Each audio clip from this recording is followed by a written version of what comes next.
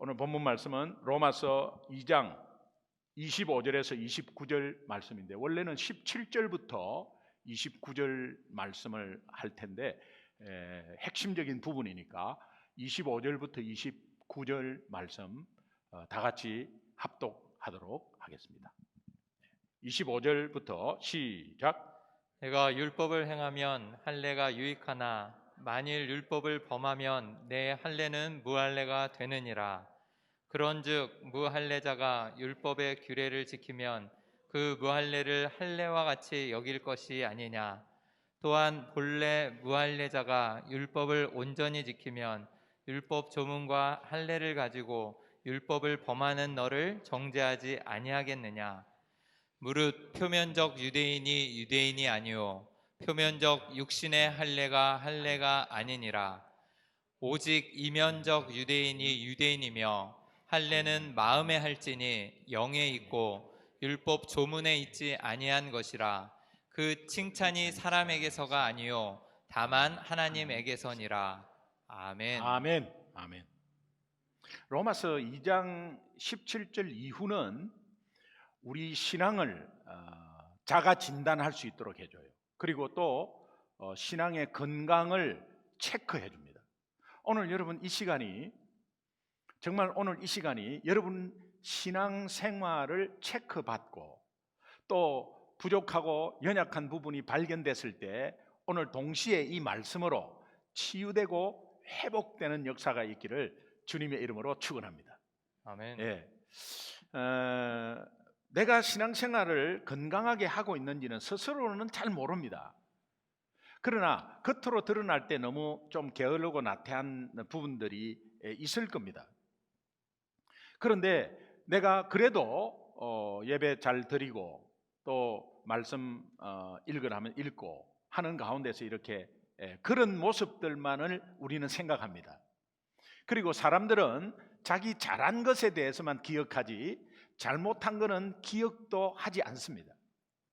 그래서 오늘 우리가 신앙생활을 하는 가운데서 내가 여러분 신앙생활 좀 그대로 하고 계세요 하면 그럼 나 예수 믿지. 그리고 또 이런 걸 하고 있지라는 것을 말하기도 하죠. 우리 소중한 교회를 말하면 저는 이 선교사 재충전 수련회와 제자 훈련과 또 여러 가지 사랑방 모임 가운데서 그 다음에 불신자를 살리고 또 어떠한 불신자 가족이든 한국에서 방문했던 또 연약한 성도가 왔을 때 회복되는 이런 것들을 우리 소중한 교회 자랑으로 여겼습니다. 그런데 제가 말씀을 준비하면서 그것이 교만이었구나라는 것을 깨닫습니다. 이 말씀이 그렇게 깨닫게 해주는 거예요. 그것은 자랑할 것이 아니라 감사할 것이죠. 자랑은 예수밖에 없습니다. 그런데 이렇게 합니다. 우리 교회는요 이렇게 합니다. 하는 것이 내 마음속에 뭐가 있었는가를 한번 생각해 보았습니다. 여러분 신앙생활 목사님 저 이렇게 했고 하나님 제가 이런 거 했잖아요 하는 그것이 자랑할 것이 아니고 감사할 것입니다. 감사지 자랑은 하면 안 돼. 오직 자랑은 예수밖에 없어요. 믿으십니까? 이것을 깨닫게 해주셨어요. 그래서 정말 이 진단받는 게 굉장히 중요하구나. 여러분 우리가 육신적으로도 정기적으로 건강검진을 받잖아요. 왜 받아요? 초기 발견을 해야 되고 병이 있는지를 모르니까, 내부적으로 모르니까. 겉으로 나타나는 것은 건강하죠. 뭐 문제가 없어요. 그런데 한번 받아보면은 콜레스테롤이 높고 그 다음에 당뇨가 시작되고 이런 거 모릅니다. 우린 모릅니다. 그래서 건강검진을 받는 거죠. 작년에 제가 건강검진을 받는데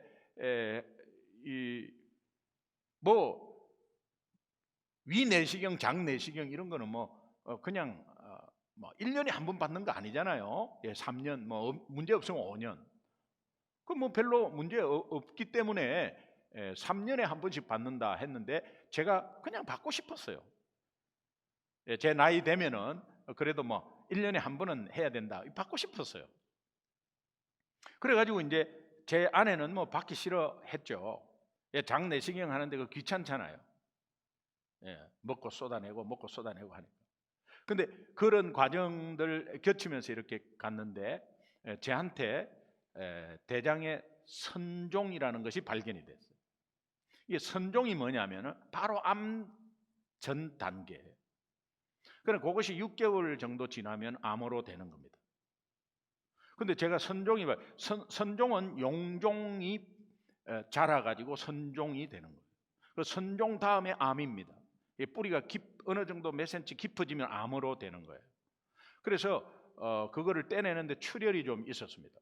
그래서 이제 출혈도 그래서 선종 이번에 안 왔으면 큰일 날 뻔했습니다. 그래서 매년 이제 뭐 하려고 생각은 하고 있어요. 시기는 이미 이제 뭐 1년 이상은 지났지만은 그러나 이런 것들이 모르고 있잖아요. 모르고 있습니다. 영적인 것도 마찬가지예요. 우리가 신앙생활을 하고 있지만 내가 얼마나 병들었는지 지금 진행이 되고 있는지 이런 거는 우리 스스로는 알 수가 없어요. 말씀으로 알아야 되거든요. 근데 오늘 이 본문 말씀이 딱 우리에게 정기 건강 검진하는 기준이 되는. 그런데 하나님이 우리에게 이 건강 검진에 대한 결과도 가르쳐 줘요. 오늘 이 본문 말씀. 여러분이 건강 검진을 받고 나면은 이제 그 결과에 대해서는 약간의 근심도 되고 두려움도 좀 있고 그러죠. 이거 어떤 결과가 나올까? 그런 이제 어떤 두려움이나 염려, 근심이 있을 겁니다. 건강 검진 해보신 분은 다 알 거예요. 그런 의미에서 오늘 이 시간이 굉장히 중요한 시간입니다.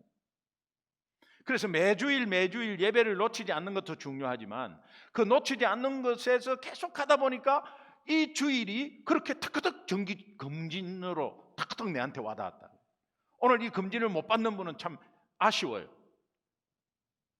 그래서 우리가 온라인이나 오프라인이나 오늘 이 예배를 통해서 여러분이 내 신앙이 정말 건강한지 아니면 병들었는지 다시 한 번 더 체크하고, 이것은 신앙의 연륜, 직분 관계없어요. 목사, 성도, 초신자, 뭐 오래된 사람은 관계없습니다. 검진 받으셔야 하거든요. 근데 이 검진에 여러분이 검진을 받으면서 최악의 경우는 어떤 결과를 받을 때죠? 검진을 받았는데 나도 모르게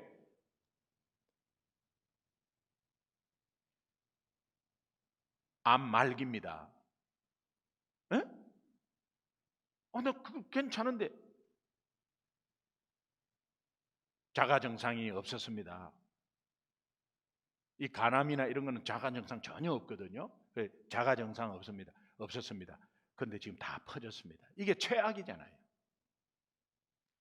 영적으로 건강 검진을 받아서 최악의 가장 두려운 진단을 받는 것이 무엇이냐?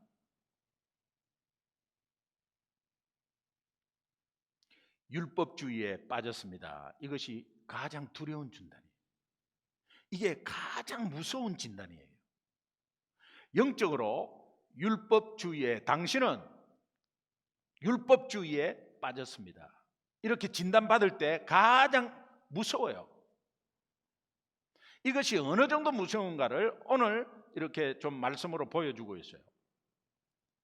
여러분, 적어도 율법주의에 빠졌다는 진단은 받으면 안 돼요.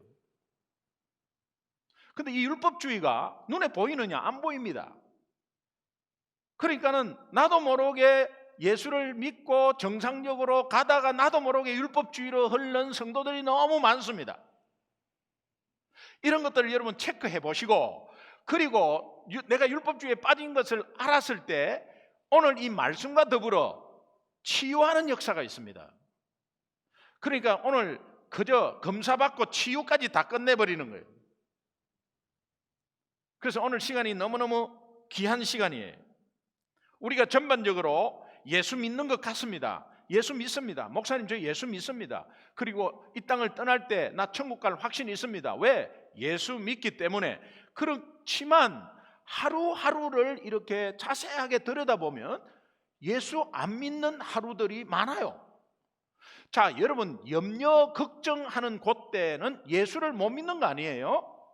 염려 걱정하는 거는 예수 못 믿는 겁니다. 안 믿고 있는 겁니다. 그리고 만약에 금요일 날 뭐 전혀 너무 바빠갖고 예수님 생각을 전혀 안 했다. 그리고 말씀 볼 일도 별로 없고 그러다가 막 피곤해 지쳐서 잤다. 그러면요, 그날은 예수 안 믿는 거예요. 그날은 예수 안 믿는 날이에요. 아, 목사님 저 예수 믿고 구원받았지 않습니까? 그리고 성령이 함께 있지 않습니까? 그런데요, 예수 안 믿는 거라니까 그날은. 그러나 하나님은 왜 우리의 믿음에 이 부족한 믿음을 가지고 구원을 주시느냐 하면은 큰 정점을 찍습니다. 점을 하나를 쿡 찍습니다. 그래서 점과 점 사이에 예수 안 믿는 날이 너무 많아요. 그러나 하나님은 그것이 다시 깨닫는 날이 오기 때문에, 회복하는 날이 오기 때문에 그 굵은 점과 이 굵은 점을 연결을 시킬 따름이지, 굵은 점과 굵은 점 사이에 왔다 갔다 하는 우리의 신앙이 얼마나 나태하고 게으르고 하는 것들이 굉장히 많습니다. 그 사이에 고기는 예수 안 믿는 때예요.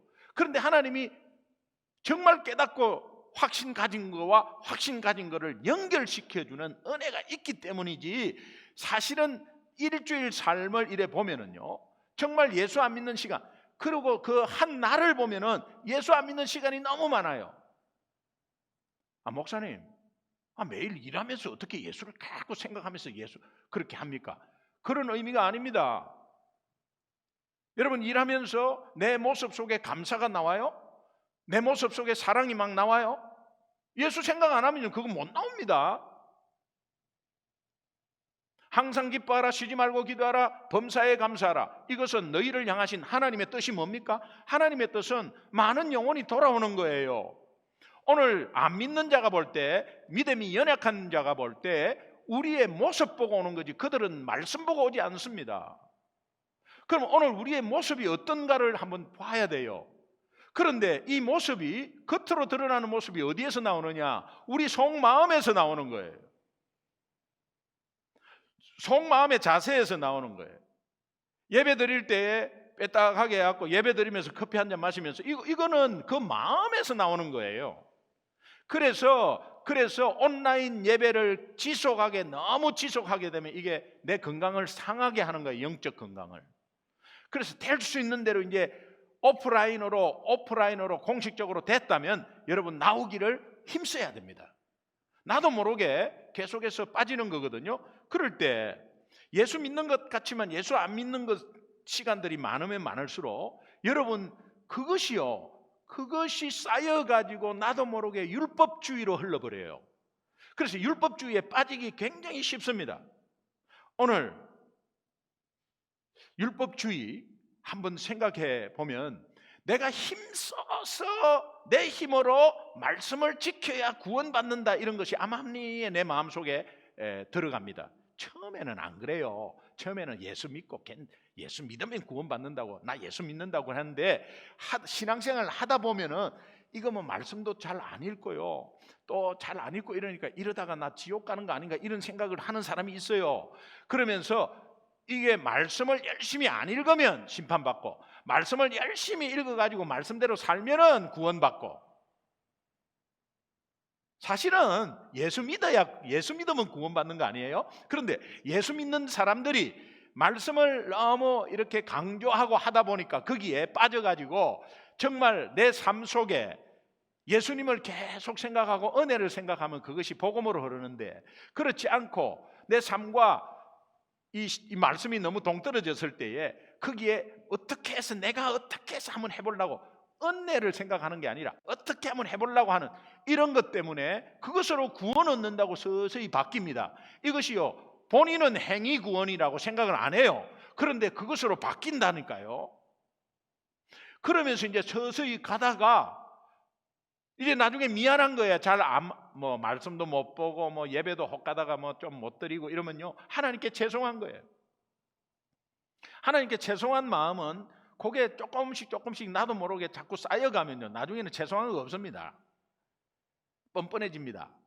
그러다가 이제 율법주의에 빠져버리는 거예요. 모든 게 부담스러워요. 힘들어요, 다. 그리고 교회에서 어떤 걸 하자고 하면 그것이 진짜 은혜로 너무너무 절호의 기회인데 이건 또 뭐야 이렇게 합니다. 이게 율법주의 빠져 있는 거예요. 그래서 그 삶이 복잡하고 불안하고 염려하고 신앙생활 자체가 부담스럽습니다. 왜? 내 힘으로는 하나님의 말씀을 온전히 지킬 수 없기 때문에 거기에 혼자서 스트러글링 하는 거예요. 예수 믿는 것은 굉장히 심플합니다. 예수 믿는 이것을 여러분이 계속해서 연습하셔야 돼요. 예수 믿는 것은 딱 두 가지입니다. 사랑과 감사 외에는 없어요. 하나님이 주신 그 사랑 때문에 오늘 여러분이 여기에 있습니다. 여러분이 똑똑하고 건강해서 여러분이 여기에 있는 게 아니에요. 여러분이 일주일에 일이 많았죠. 여러분이 일이 열심히 해가지고 당연히 열심히 하지 말라는 게 아니에요. 열심히 할 수 있는 여건, 환경, 건강 이런 것들이 다 있기 때문에 그렇게 있는 거예요. 그러니까 그 원천을 잘 생각하면서 일을 하시라는 거예요. 오늘도 하루가 시작되면은 이 하루를 주신 하나님을 생각하면서 시작을 하라는 거예요. 그리고 사람을 만나더라도 내가 사람을 여러분 우리 금요일날 강찬 목사님 찬양 집회 했잖아요. 찬양 집회 그 마지막에 영상 하나 보여준 거 있죠? 잘 때 하나님 힘들다고 너무 힘들다고 하는데 아침에 자고 일어나면 발가락이 이렇게 움직이면서 발딱 일어나고 세수하고 이런데 발가락을 움직이게 해주신 것, 세수하게 해주신 것, 출근할 수 있는 곳이 있는 것, 내가 나갈 수 있고 운전할 수 있는 이런 것들이 너무너무 하나 따져보니까 너무너무 하나님의 역사가 있는데 또 그 사람은 모르고 잘 때 이래 하나님 너무 힘들어요. 그러고 자요. 그게 우리의 삶인 거죠. 그렇게 계속 하다 보면 율법주의에 빠진다 이렇게 하나님이 말씀하고 있어요. 하나님의 말씀대로 사는 것은 율법주의나 예수 믿는 복음으로 예수 믿는 사람이나 겉으로는 비슷한 것 같지만 본인이 애써하는 거하고 되어지는 거하고는 천지 차이죠. 네.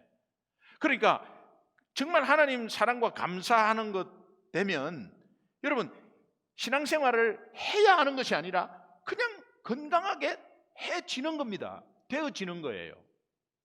이런 것들을 우리가 오늘 한번 봤으면 좋겠어요. 로마서 2장 17절에서 26절까지는 율법주의에 빠진 사람들의 특징을 좀 나열하고 있습니다. 그래서 첫 번째 보면은 로마서 2장 17절에서 21절 A 한번 보겠습니다. 같이 한번 읽습니다. 예, 시작. 유대인이라 불리는 내가 율법을 의지하여 하나님을 자랑하지 율법의 교훈을 받아 하나님의 뜻을 알고 지극히 선한 것을 분간하며 맹인의 길을 인도하는 자여 어둠에 있는 자의 빛이요 율법에 있는 지식과 진리의 모범을 보인 자로서 어리석은 자의 교사여 어린아이의 선생이라고 스스로 믿으니 그러면 다른 사람을 가르치는 내가 내 자신은 가르치지 아니하느냐. 다른 사람을 가르치는데 정작 누구는 자신은 가르치지 않는 거예요. 이 율법주의에 빠져 있는 사람들이에요. 이거는 목사에게 큰 하나님의 음성으로 들립니다. 계속해서 주일날 말씀을 전하고 또 성경 공부할 때 말씀을 전하는데 자신에게는 그것을 적용하지 않고 있는 것, 이 율법주의에 빠진 목사이죠. 여러분이 말씀 외에도 여러분이 예수를 믿는다고 하면서 여러분에게는 적용하지 않으면서 자녀에게 다른 사람에게 계속해서 지적하는 거 있잖아요. 그 지적하는 것이 여러분들의 모습입니다. 여러분이 자녀에게 그 지적하는 거 있죠? 그 지적하는 것이 여러분들의 모습이에요. 지적한 내용은 다를 수 있죠. 그러나 하나님이 여러분들에게 부족한 걸 계속 지적하고 있다면 여러분은 살지를 못해요. 나는 A라는 것을 너무 잘하고 있는데 저 사람은 A를 못합니다. A에 대해서 계속 지적하는데 저 사람은 미안하지만 당신이 못하는 B를 하고 있다는 것을 생각해 줘야 해요.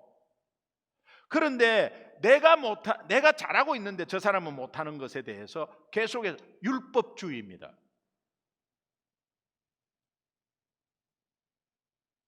율법을 잘 지킨다고 하는 유대인도 율법을 자기네들이 겉으로는 잘 지키지만 너무 안 지키는 모습이 너무 많다는 거예요.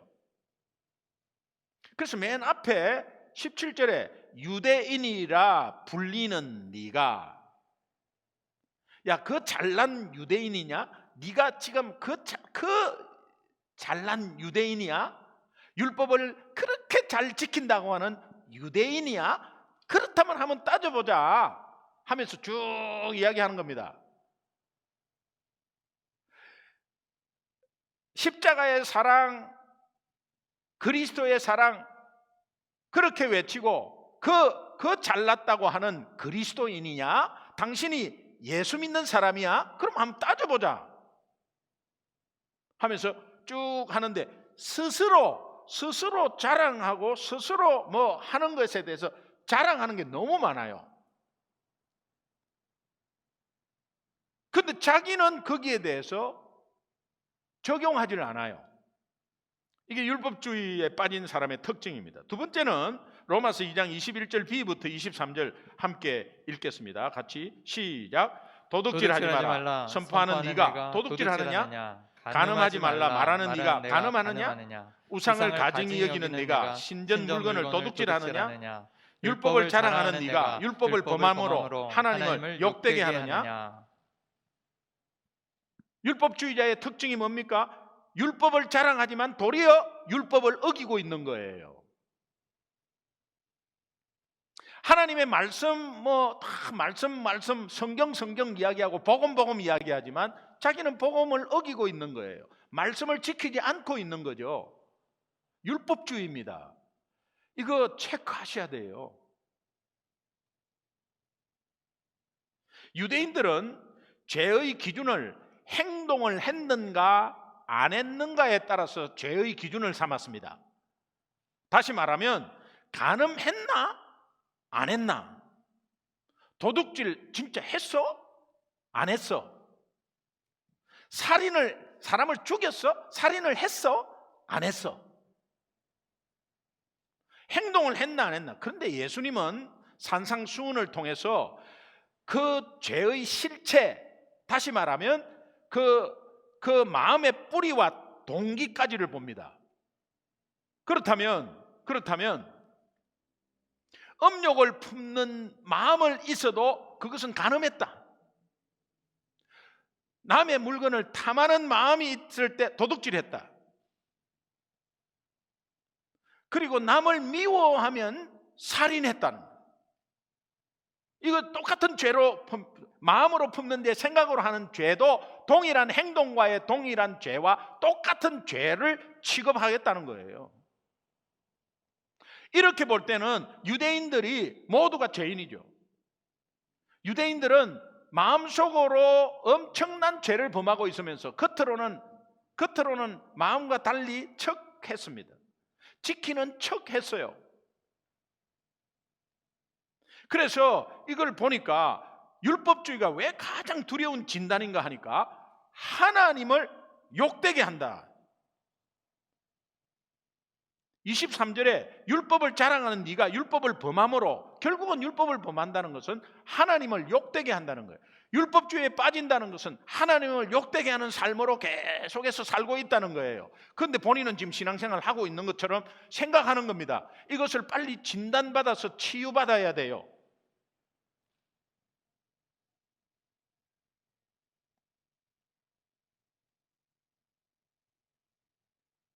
하나님과 율법을 자랑하는 당신들이 오히려 율법을 어기면서 왜 하나님을 욕되게 하는 것입니까? 라고 사도 바울은 도전을 합니다.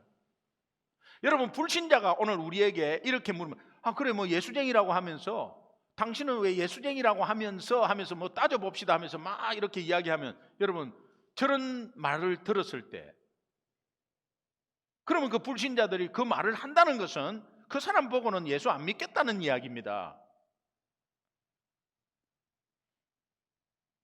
도둑질, 간음 이런 것은 자기가 욕심나서 하는 거. 자기 물건에서 만족하면 되는데 더 갖고 싶은데 그것이 자기 능력이 안 되고 자기 노력을 안 하고 뭔가를 취하겠다는 거 아니에요?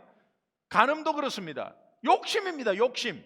그래서 도둑질 간음은 탐심이에요. 그런데 골로새서 3장 5절에 보면 탐심은 우상숭배라고 해요. 우상숭배 유대인들이 가장 싫어하는 거죠. 그런데 그것을 하고 있는 거예요 지금. 그래서 곧 이 탐심, 우상숭배, 이것이 곧 율법주의다. 이게. 그것이 곧 율법주의다. 이게. 따라합시다. 탐심은 우상숭배, 탐심은 우상숭배, 곧 율법주의다. 곧 율법주의다. 예. 로마서 2장 24절 함께 읽겠습니다. 같이 읽습니다. 시작. 기록된 바와 같이 하나님의 하나님의 이름이 이름이 너희 때문에 이방인 중에서 모독을 받는도다. 예. 여러분, 이 말씀이 오늘 우리와 무관하다고 말할 사람이 어디 있겠어요? 난 저 말씀하고 나하고는 관계없다고 말할 사람이 한 명이라도 있겠습니까? 사랑과 감사가 턱없이 부족한 우리의 신앙생활이 율법주의에 빠져 있는 것은 아닌가라는 것을 한번 생각해 보았으면 좋겠어요. 여러분, 마가복음 2장에 보면 중풍병자와 그 친구들이 중풍병자 들것을 메고 살리려고 예수님에게 가죠. 근데 예수님 그 집 앞에 말씀을 들으려고, 예수님을 따르는 사람들입니다. 말씀을 들으려고 꽉 차 있어요. 그 꽉 차 있는 그 사람들 때문에 지금 병을 못 고치게 됐어요. 그래서 지붕 위로까지 올라간 거예요. 여러분, 오늘 우리는 우리 위주의 생각 때문에 믿지 않는 자나 연약한 자가 틈을 못해요. 그게 가려져 가지고, 그것이 가려져 가지고 그것이 율법주의예요. 나만을 위한 신앙, 옆에 사람 보지도 않고 그냥 나만을 위한 신앙. 오늘도 예배 드릴 때에 여러분 온라인 오프라인 예배 드리면은 예배 드릴 때 얼마나 준비하는데 힘들겠나, 이제 그런 거 한번 쭉 생각을 한번 해보면서 교회에 한번 이렇게 오시고, 또 이제 온라인 예배를 드리면 거기에 대해서 기도가 나오잖아요. 그러면 예배 드리기 전에 기도하는 여러분들이 과연 몇 명일까? 그리고 이런 상황 가운데서 교회나 우리 성도님들이 어려운 분들이 과연 몇 명일까? 이런 것들을 좀 생각하는 그런 사람이 돼야 되지 않겠습니까? 이제는 나 위주로 그냥 딱 주어진 것에 왔다 갔다 하는 이런 것보다는 이런 기간을 통해서 이런 것들이 많아져서 정말 우리 삶에는 심플하게 사랑과 감사 외에는 없는 걸로, 그것이 가득 넘치는 신앙생활이 되기를 주님의 이름으로 축원합니다. 아멘.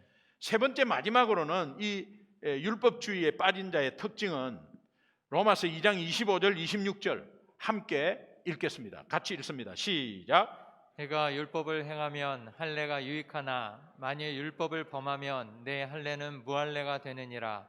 그런즉 무할례자가 율법의 규례를 지키면 그 무할례를 할례와 같이 여길 것이 아니냐. 이 말씀이 무엇이냐 하면은, 여러분, 사실은 율법을 행하면 율법이 그게 유익한 거예요. 근데 율법을 어기고 그건 율법의 존재 가치가 없어요. 근데 율법을 안 지키는 사람들도, 율법을 규례 안 지키는 사람들도 그런 하나님이 기뻐하는 일을 할 수가 있습니다. 근데 이것이 유대인들은 율법과 할례를 꼭 같이 묶어서 같이 해요. 그런데 율법을 어기면서 할례 받은 것은 굉장히 자부심을 느끼고 있어요. 율법을 어기면서 할례 받은 것을 자랑합니다. 여러분, 할례 받은 것을 자랑하는 것이 아니라 할례 받은 것은 은혜입니다. 그래서 감사해야 됩니다. 그러니까 여러분이 자랑할 것은 오직 예수밖에 없다는 걸 항상 생각해요. 여러분이 자녀 자랑, 뭐 사업체 자랑, 자랑 많이 하는 거 있잖아요. 돈 가진 거 자랑, 집 가진 거 자랑, 여러 가지 자랑을 한다. 이 자랑을 한다는 생각을 딱 했을 때는 그것을 주신 하나님을 생각을 다시 한번 하고, 그러면서 이 일로 인해서 예수가 드러나고 이 일로 인해서 예수님 자랑하기를 바랍니다. 그러니까 율법주의자는 자꾸 쓸데없는 거 자랑하지 않아도 될 거 감사해야 되는데 자랑을 하는 겁니다. 자랑을. 왜 할례가 하나님의 은혜고 감사해야 될 것인가?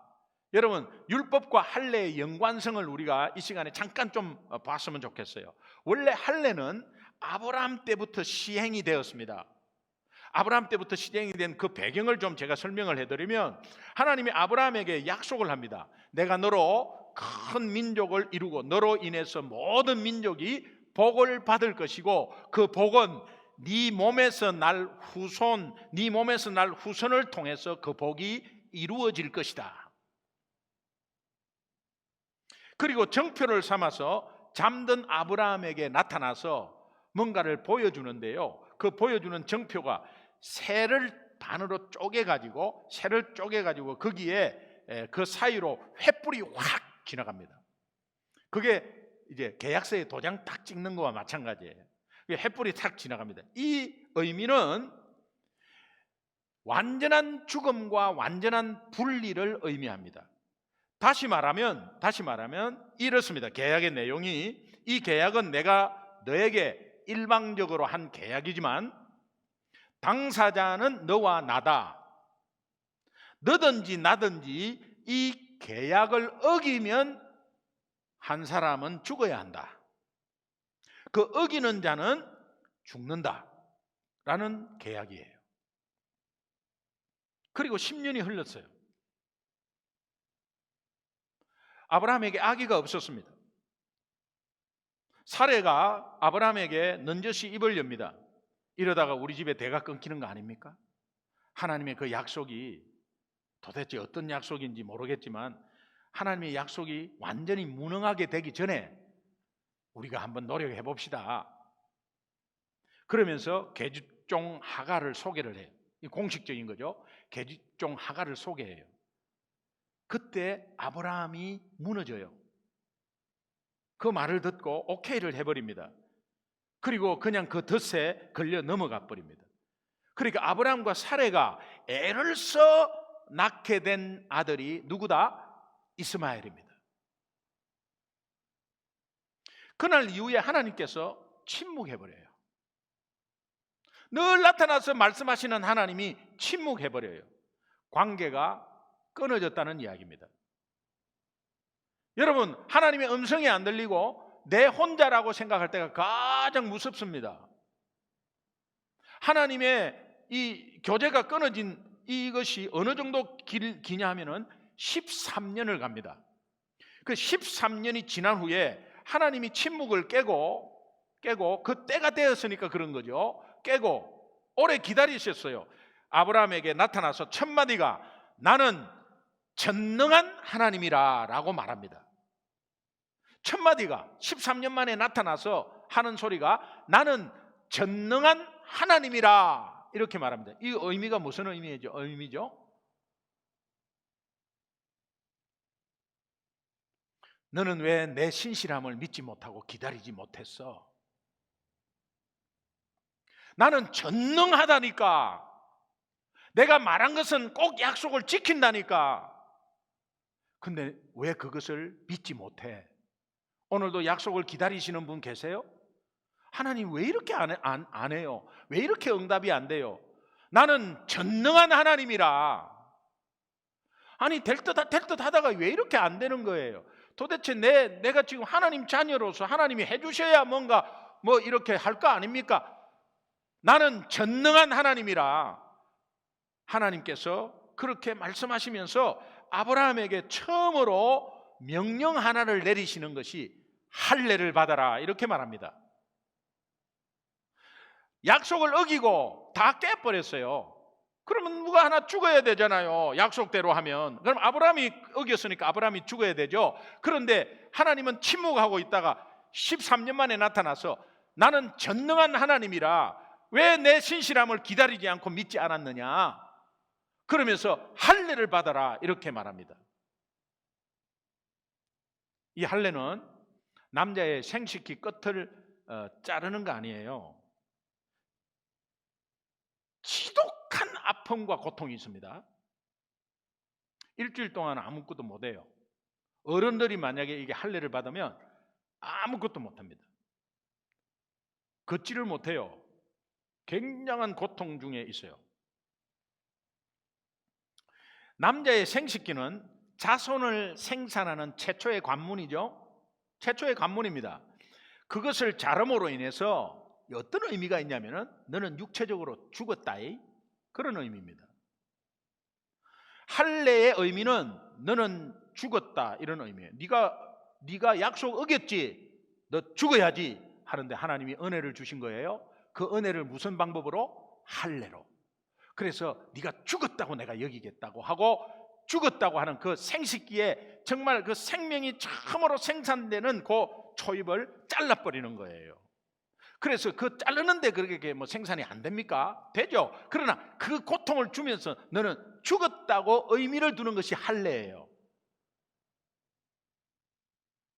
그리고 죽은 몸에서, 죽었다고 하는 이 몸에서, 할례를 받은 아브라함의 몸에서 1년이 지난 아브라함의 100세 때 이삭이 태어납니다. 죽었는데 이삭이 태어나요. 내 힘으로 애써 해가지고 하는 것은 이스마엘이에요. 근데 죽었는데 태어나는 거, 사례도 경수가 완전히 끊겨서 죽었어요. 그런데 태어나는 것은 하나님의 전적인 은혜 아니겠어요? 그럼 여러분, 할례를 자랑해야 돼요? 감사해야 돼요? 감사해야죠. 율법의 연관성이 여기에 있습니다. 이삭을 아브라함의 자손이라고 말하지 않습니다. 이삭을 약속의 자손이라고 말합니다. 약속의 자손이라고 말하는 것이 여기에 의미가 있습니다. 전적으로 하나님이 허락하고 하나님이 주셨다, 그 생명을. 그래서 약속대로 주신 거예요. 내가 너로 큰 민족을 이루고 너로 인해서 모든 민족이 복을 받게 하겠다. 이 복은 네 몸에서 날 후손을 통해서 이루어질 것이다. 이 약속을 하나님이 지키신 거예요.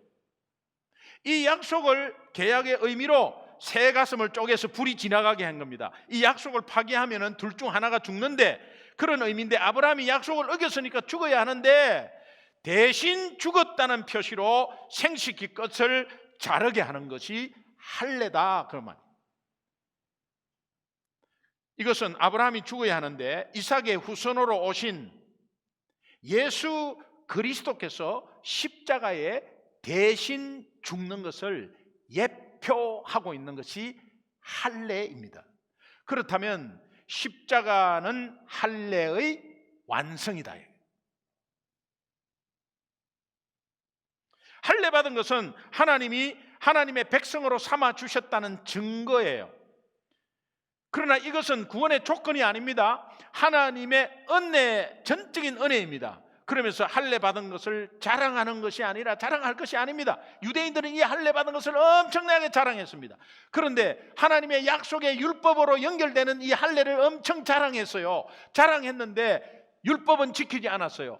그러나 할례는 엄청 자랑했어요. 할례를 자랑하는 것은 뭡니까? 그 은혜를 모르고 있다는 거 아니에요?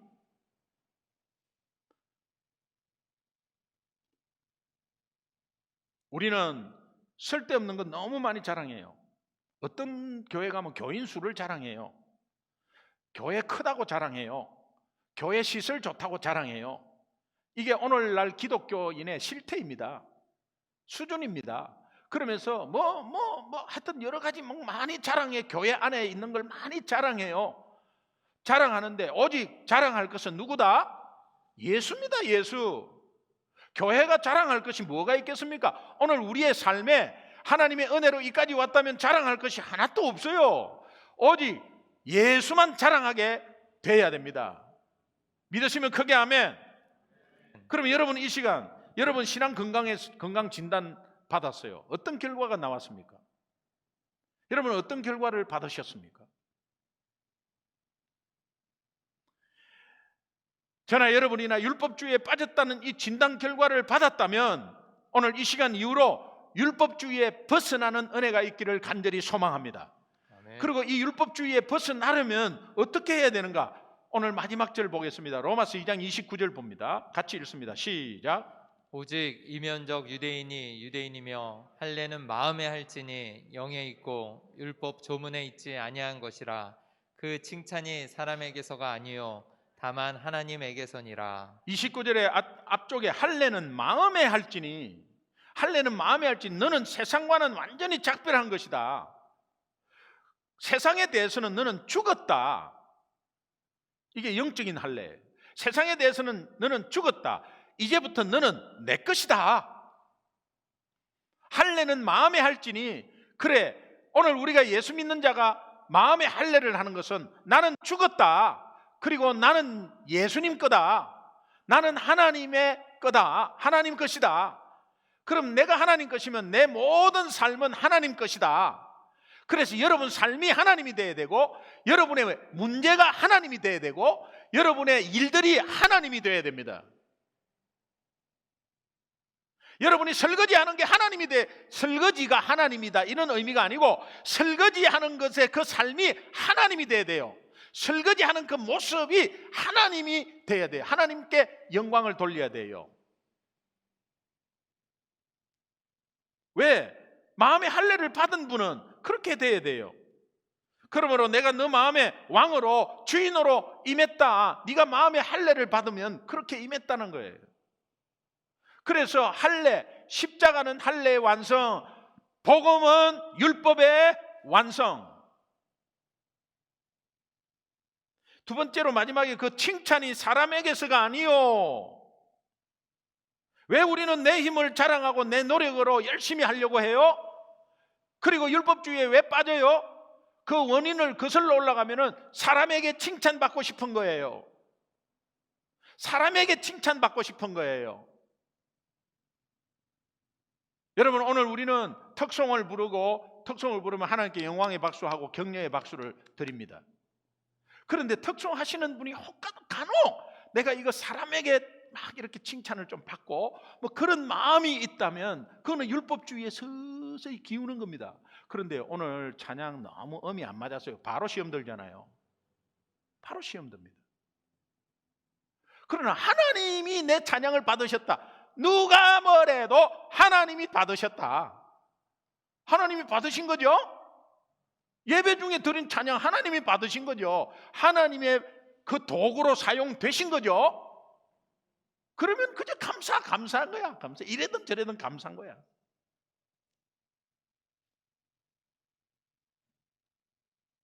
칭찬은 오직 하나님께만 듣는 거죠. 골로새서 2장 11절 보겠습니다. 같이 읽습니다. 시작. 또 그 안에서 너희가 손으로 하지 아니한 할례를 받았으니 곧 육의 몸을 벗는 것이요 그리스도의 할례니라. 29절의 마음의 할례와 똑같습니다. 손으로 하지 않는 할례, 곧 육의 몸을 벗는 것이요. 이 육의 몸을 벗는 것이요는 육체적으로 죽는다 이 말이에요. 육체적으로 죽는다. 누가? 예수 그리스도가 우리 모두를 대신해서 육체적으로 죽으셨습니다. 그래서 예수 믿는 사람들은 예수님이 십자가에서 이 할례를 완성하셨기 때문에 그 후손들이 믿음으로 마음의 할례를 받는 겁니다. 그래서 우리 대신 육신을, 예수님의 육신을 죽이는 거예요, 하나님이. 그래서 하나님이 우리에게 십자가의 예수 그리스도를 믿는 것은 그리스도의 할례를 받은 자라고 말하고 있습니다. 그래서 오늘 예수 믿는 자는 그리스도의 할례를 받은 자입니다. 그렇다면 오늘 율법주의에서 벗어날 유일한 길은 무엇입니까?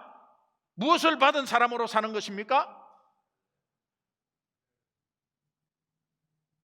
그리스도의 할례를 받은 사람으로 사는 것입니다.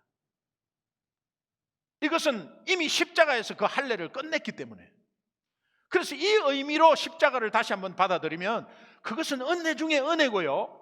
또 이 할례의 의미가 죽었다는 의미고, 그런 가운데서 내가 다시 한번 나는 십자가에서 이미 죽었지만 이제 내 안에 그리스도가 사는 것이다. 같이 한번 읽어봐 주세요. 시작. 나는 십자가에서 이미 죽었다. 이제 내 안에 그리스도가 사는 것이다. 이런 마음으로 하루하루를 계속 지낸다면 그 삶이 하나님이 이끄시는 삶이 되고 말씀에 순종하게 되어 있고 신앙생활이 너무 기쁩니다. 부담 하나도 없습니다. 너무너무 기뻐요. 그러므로 우리는 자랑할 것이 하나도 없음을 다시 한번 깨닫고 단지 그리스도의 할례로 인해서 감사할 따름입니다. 그냥 감사하면 돼. 아니, 감사할 조건이요. 감사하면 돼. 할례 때문에.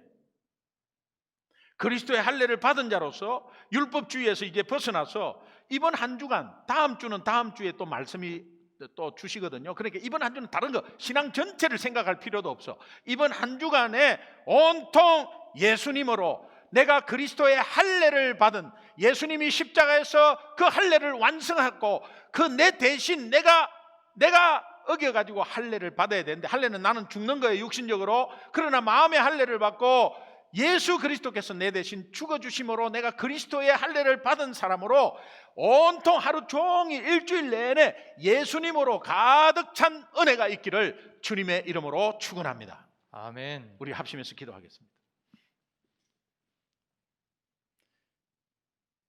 여러분, 말씀 듣는 과정 속에 여러분이 영적으로 건강 진단을 한번 받은 줄로 믿습니다.